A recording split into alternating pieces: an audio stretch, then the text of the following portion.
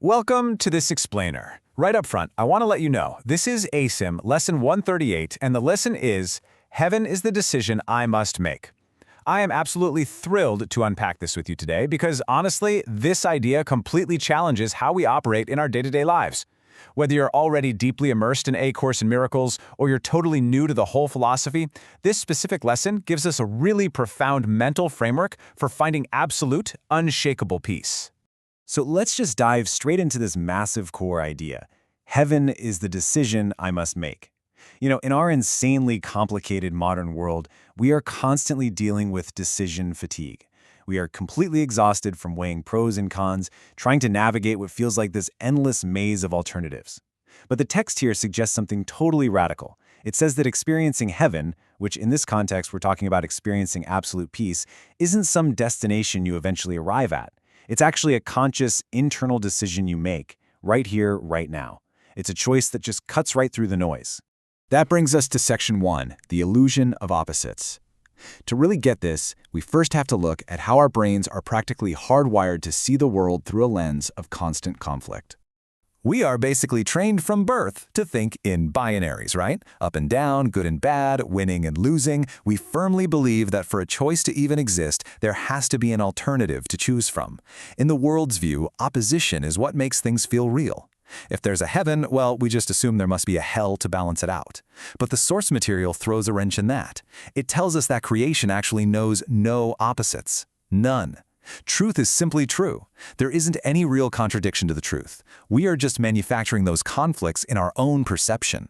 And that leads perfectly into Section 2, the myth of many choices. Because we believe in these made-up opposites, we trick ourselves into this incredibly stressful cycle. The text specifically points out how you constantly think 1,000 choices are confronting you every single day. They pull your energy in a million conflicting directions. You wake up, and immediately your mind fragments. What do I wear? What am I doing with my career? How am I going to handle that argument? We get so incredibly bogged down by all the doubts these myriad decisions induce, we just completely lose sight of the bigger picture. But here's the reality check from the text. There is really only one definitive choice to make. You make but one. This single choice is the prototype that literally settles all your other decisions just by choosing peace, by choosing heaven. When you solve this one central choice, all the others are resolved right along with it. Why? Because all those hundreds of other daily decisions are really just concealing this one primary choice, just taking on different forms. It all boils down to the ultimate choice of whether you accept the truth or deny it. And look at what happens when we avoid making that one true decision. The text is brutal but honest here. Without this core decision, your time is just a waste and your effort is totally dissipated. It's spent for absolutely nothing in return. You might feel like you're super busy, putting out fires and making 100 little choices all day long, but ultimately, time just goes by without results. Nothing is truly accomplished, nothing is actually learned, because you're dodging the only choice that provides any real sense of gain. Which brings us to Section 3, overcoming our hidden fears. So here's the big question. If choosing peace is really that simple, and the cost of avoiding it is so high, why do we fight it? Why do we cling to all this stress? Well, we have to dig into the hidden fears running our unconscious minds. First, we have to reframe what hell actually means here. We're not talking about some fiery afterlife from an old painting. The text defines it perfectly. It is a completely worthless, imagined source of internal guilt, conflict, and pain. It's the psychological torment we actively put ourselves through when we think we're separate from peace. It has no actual reality. It's just a flimsy illusion that completely falls apart the second you shine a light on it. Yet, even though it's totally imagined, the text points out that these mad beliefs grip our minds with intense terror and anxiety. It sounds wild, but we actually become terrified of true peace. We fear it so much that we unconsciously armor ourselves against the truth. We become magically armored against truth, just so we can feel safe in the pain we're used to. We bury these decisions deep down so our chaotic, conflict-driven worldview doesn't get disturbed. So how do we break out of that? That's Section 4, choosing heaven consciously. Once you finally recognize that deeply hidden fear, you take your power back. You step out of the shadows. You drop the unconscious anxiety, and you make a sane, deliberate choice. Heaven is chosen consciously. This quote is absolutely crucial to the whole explainer. The choice cannot be made until alternatives are accurately seen and understood. You literally can't make the right choice if you're confused about what your options even are.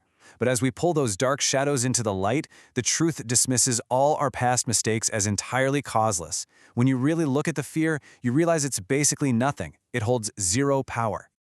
Seriously, think about it. Once you clearly see that one option is ultimate, unshakable peace, and the other is a totally worthless, made-up source of guilt and pain, who could possibly fail to make the right choice?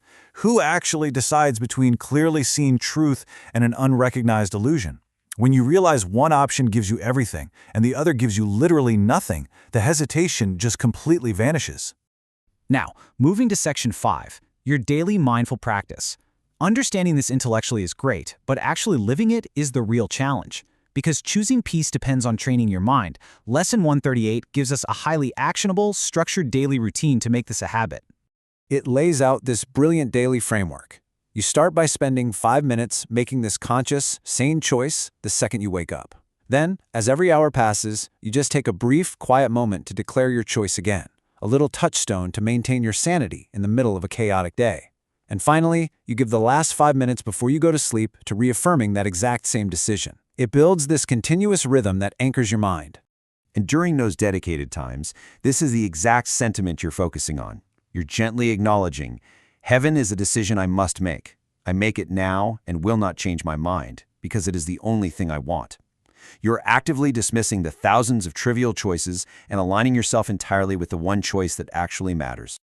As we wrap up this explainer today, I want to leave you with a really practical question.